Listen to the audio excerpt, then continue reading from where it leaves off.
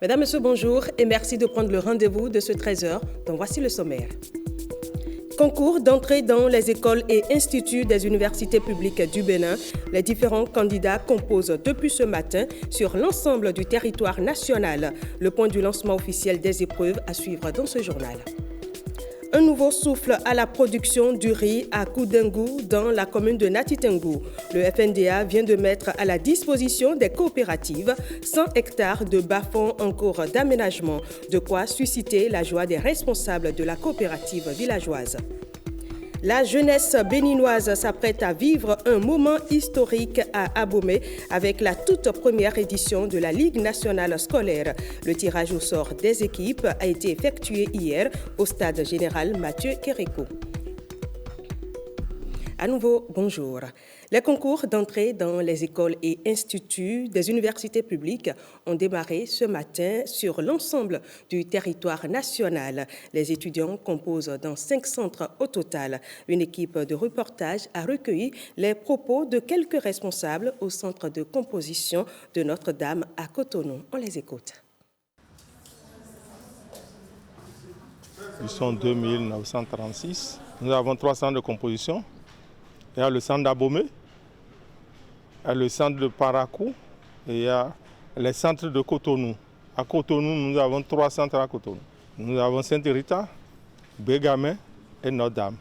Donc ça fait au total 5 centres de composition dans 3 villes. Je voudrais déjà les féliciter pour avoir choisi ce métier, parce que c'est un métier qui demande beaucoup de sacrifices.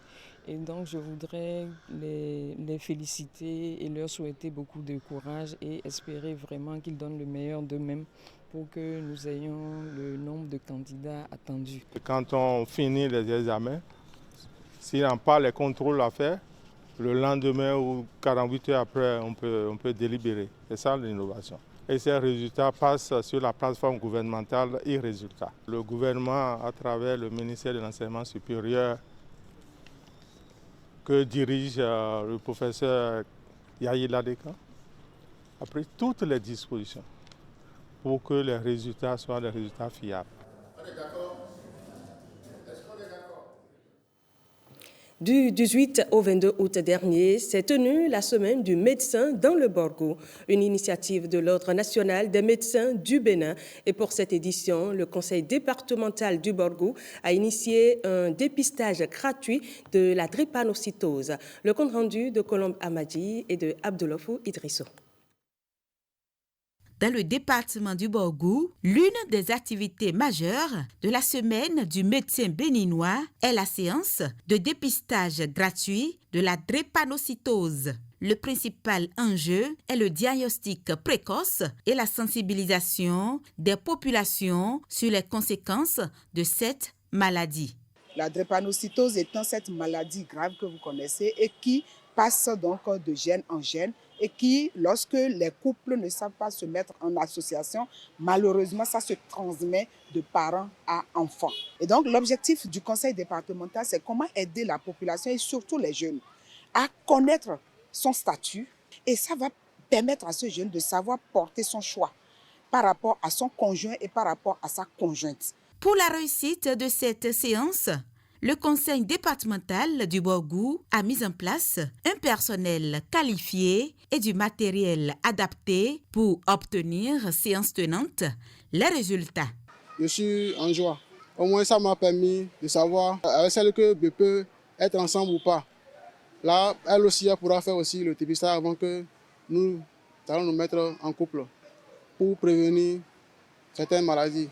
Je suis venue faire l'analyse de drépanocytose pour mon enfant. Mais j'ai vu ce qu'elle a. Et on m'a expliqué comment elle doit vivre, comment je vais la garder.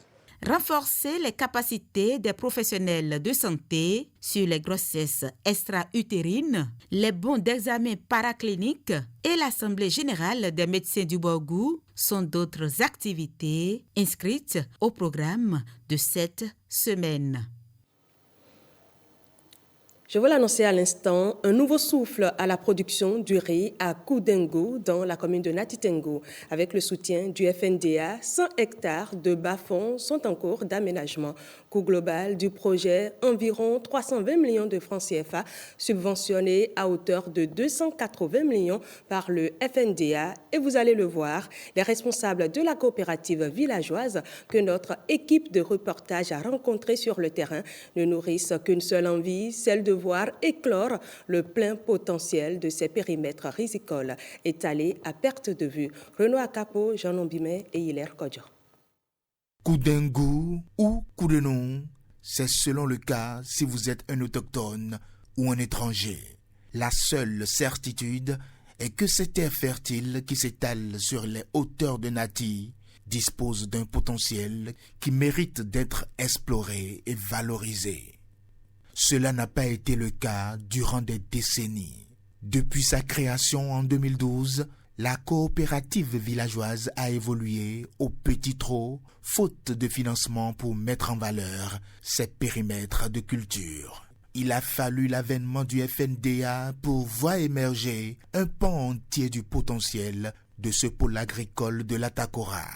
En termes d'intervention, FNDA a aménagé de façon sommaire les 100 hectares pour la culture du riz et un aménagement avec un forage équipé de panneaux solaires et d'un château pour le maraîchage qui fait 1 hectare. Près de 320 millions de francs CFA, c'est la somme mobilisée pour financer un projet de grande envergure au profit de la coopérative villageoise. La consistance des travaux étreint toute une pile de chantiers. Confection de diguettes de rétention, ouverture des pistes d'accès, construction des aires de séchage et magasins de stockage, les initiatives s'enchaînent pour le plus grand bonheur de la masse paysanne. L'année passée, il avait fait les laboués, on a bien travaillé, on a eu un bon rendement. Les aires de séchage que nous avons fait aussi, avant on tapait le riz, il y avait les cailloux dedans. Je les remercie aussi pour le magasin.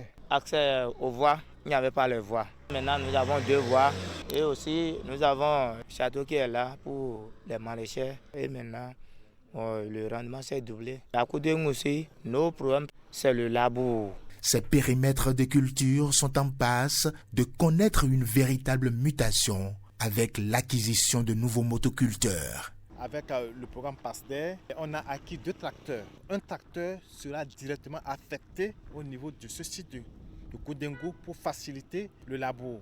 Loin des grands bassins de production du riz de la vallée de l'Ouémé, Koudengo, Koudenon tisse sa toile pour porter l'espoir d'un terreau fertile sur les hauteurs de la chaîne de la Takora. Et nous restons toujours dans cette partie du Bénin pour parler de la célébration de la fête de l'Iyam. Même si elle se célèbre principalement à Savalou le 15 août, d'autres localités du Bénin, comme Ouaké, la célèbrent aussi. Michael Noatin et Maurice Atessé ont pris part à cette fête qui s'est déroulée dans l'arrondissement de Badoudé, dans la Donga.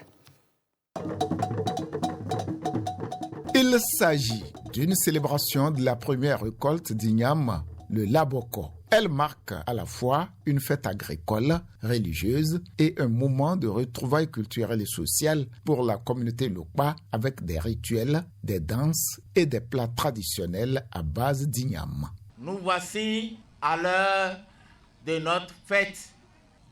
Nous remercions tous ceux qui ont participé de près ou de loin pour que cette fête ait lieu. Les origines de la fête de l'Ignam remontent à la période ancestrale. Ce tubercule serait ramené de la brousse par les chasseurs pour le domestiquer. Cette fête de l'Ignam est réadaptée en une célébration pour rassembler et reconnaître les efforts des producteurs Lokpa de ce tubercule. Il s'agit bien entendu de nos braves agriculteurs pétris de talent qui travaillent dur pour nous offrir ces délicieux tubercules qui font la fierté de notre communauté d'ici et d'ailleurs.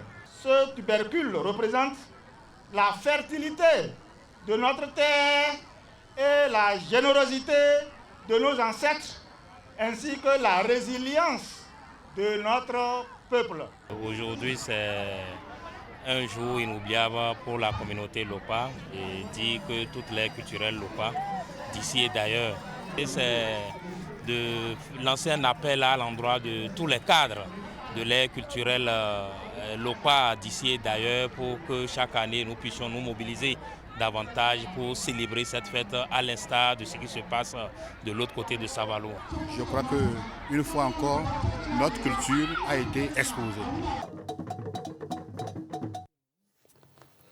Venons-en maintenant au Salon national de l'artisanat du Bénin qui se poursuit ici à Cotonou. Entre autres activités qui se tient, des ateliers pratiques comme celui de l'initiation à la poterie. Saint-Tiche Quimpon et Jean Nombima nous amènent en immersion dans cet atelier. Reportage.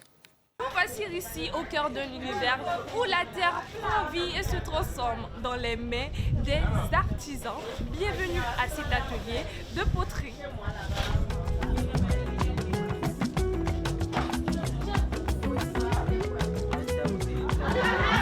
Dans cet espace, empreinte de créativité, l'argile s'impose comme matière première. Pétrie, façonnée, puis modelée. Elle se transforme peu à peu en vase, en jarre, en assiette ou encore en objet décoratif. Qu'ils soient amateurs ou passionnés, ils plongent leurs mains dans la glaise. Les tours de potier tournent, les formes apparaissent et les regards s'illuminent. Formation de poterie, vraiment ça nous a égayés. Nous sommes vraiment contents de suivre cette formation parce que de nos jours, les gens veulent les choses de chez nous, les choses artisanales. Alors, chers téléspectateurs, regardez, pour une amatrice que je suis d'un atelier de poterie, ce que j'ai réussi à faire tout de suite avec l'argile. Ça nous prend 1 heure, voire 1 mois pour avoir un produit fini comme celui-ci. La poterie est un savoir-faire ancestral, une passion qui se transmet de génération en génération. On cherche l'argile. L'argile est froide. On le met au soleil et ça se sèche. Et après, on met ça dans l'eau. Quand tu mets ça dans l'eau, tu cherches une jarre cassée et tu le mets en poudre. Puis tu mélanges, ça devient dur. Avec ça, tu peux fabriquer tout ce que tu veux, tout ce qui te vient en tête. La poterie est un savoir-faire de nos grands-mères. Je l'ai apprise avec elles toute petite.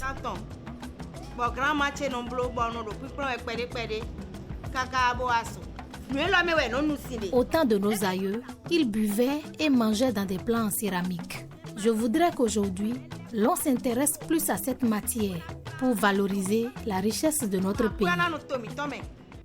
Au-delà de son aspect artistique, la poterie contribue à l'économie locale en valorisant le fait main et l'authenticité.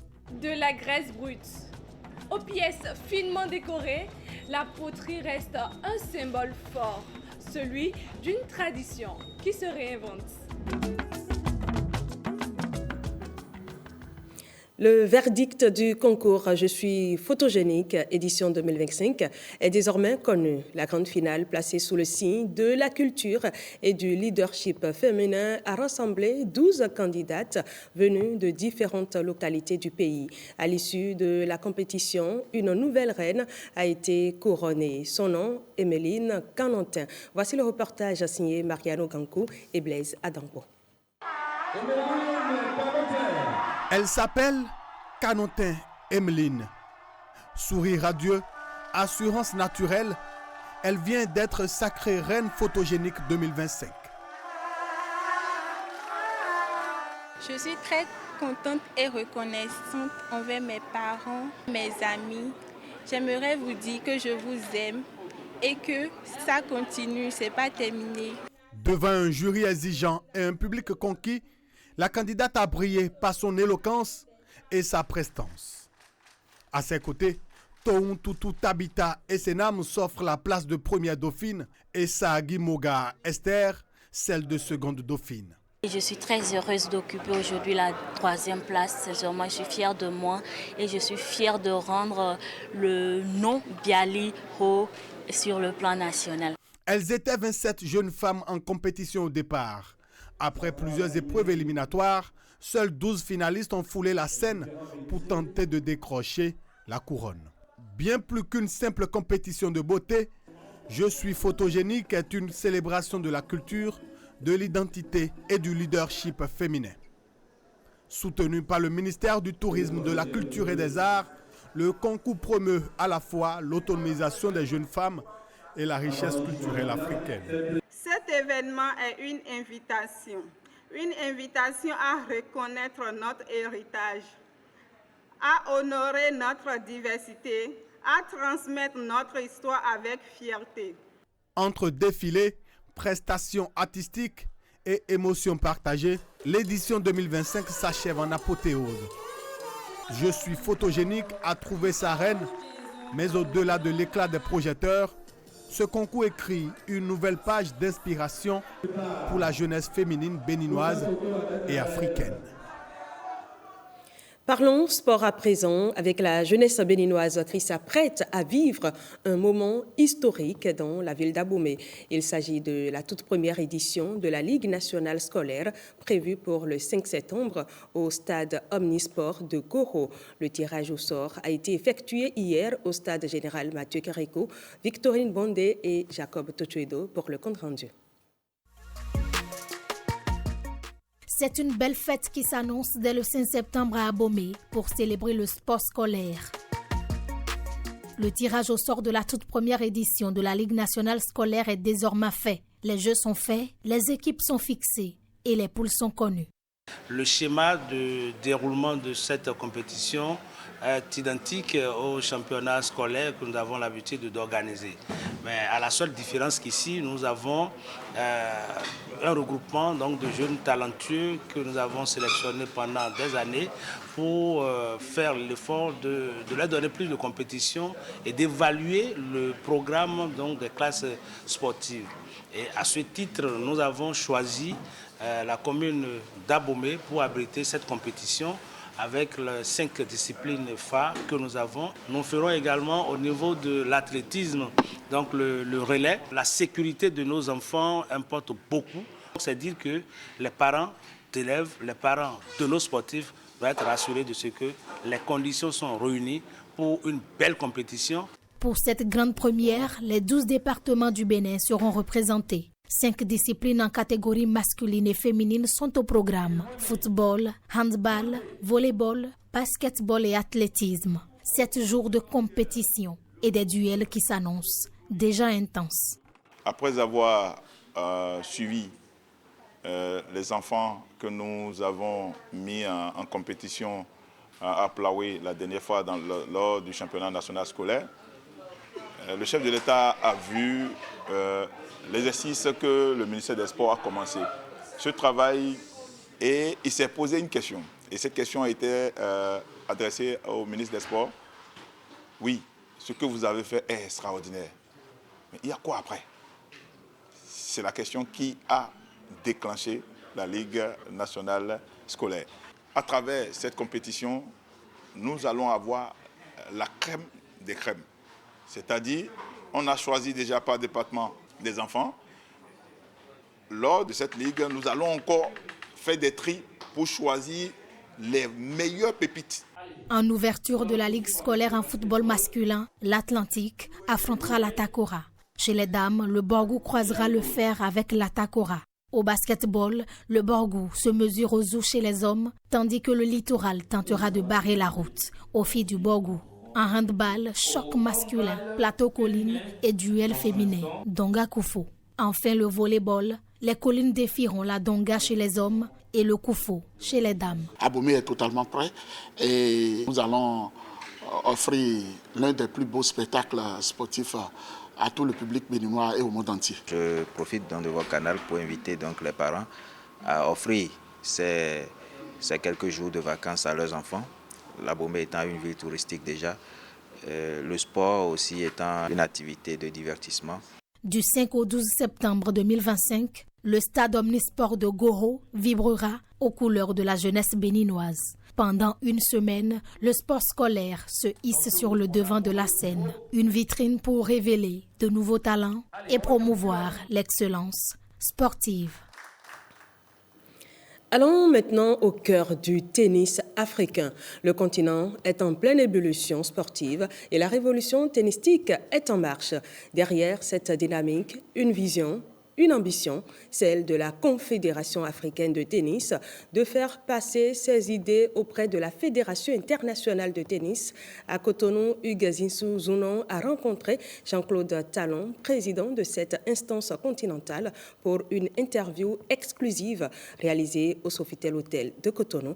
Un échange riche sur les défis, les projets et les ambitions pour faire du tennis un véritable levier de développement en Afrique. Regardez. C'est un travail, je dirais, relativement de longue haleine.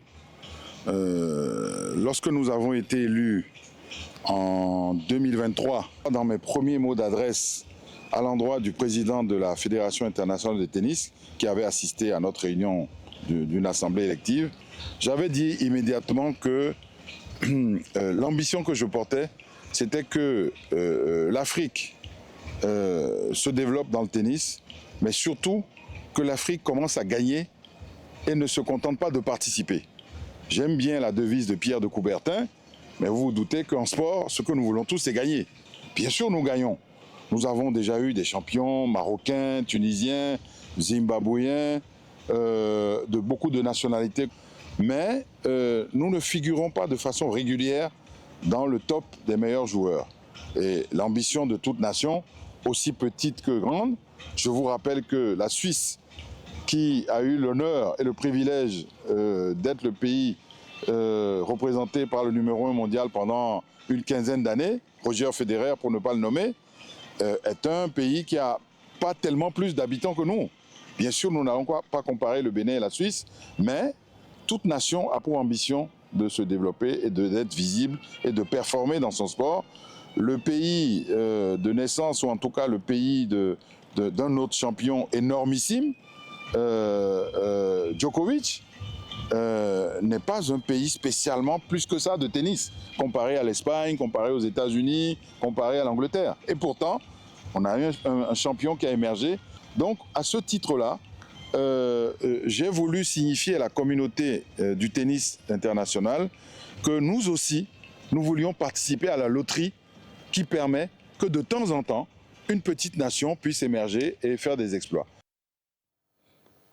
Pendant ce temps, la Maison des Jeunes de Ouidah accueillait les championnats nationaux d'escrime, une rencontre qui a rassemblé les meilleurs tireurs du pays autour de l'épée et du sabre. Une compétition intense, reflet d'un sport en pleine structuration, soutenu par les institutions et animé par une nouvelle génération d'athlètes passionnés. Retour sur cet événement marquant qui redonne des couleurs à l'escrime béninoise. On retrouve Hugues Zinsou-Zounon pour le reportage. C'est à la Maison des Jeunes de Ouidah que se sont déroulés du 21 au 24 août 2025 les championnats nationaux d'escrime, un rendez-vous sportif majeur alliant élégance, précision et combativité. Au programme, l'épée chez les hommes et les dames en individuel et par équipe, et le sabre en individuel. Un spectacle intense porté par des athlètes engagés et une organisation à la hauteur des ambitions. Le championnat a également bénéficié d'un soutien institutionnel fort avec la présence remarquée de plusieurs personnalités du monde sportif. Pour une fois encore, qu'on les a testés en les amenant en catégorie d'âge aux Jeux d'Alger, c'est-à-dire les Jeux africains d'Alger, ils sont revenus au pays avec une médaille. Je pense que c'est des dames et des hommes qui méritent d'être soutenus. Le premier responsable de la Fédération béninoise d'escrime, acteur de terrain et pilier du développement de l'escrime au Bénin, a partagé son optimisme pour l'avenir de ce sport sur le plan national. Les enfants ont été merveilleux. Ils ont montré que le niveau de l'escrime au Bénin est monté d'un cran. Parce qu'après le retour de ceux qui sont allés décrocher des breloques à Alger, tous les autres veulent les battre. Donc on sent que désormais il y a une émulation qui est née. On sent que maintenant il y a un challenge, un vrai challenge. Ce championnat national, au-delà des résultats, pose les bases d'une escrime structurée, dynamique et résolument tournée vers l'avenir. À présent, découvrons le calendrier des marchés qui s'anime ce mercredi.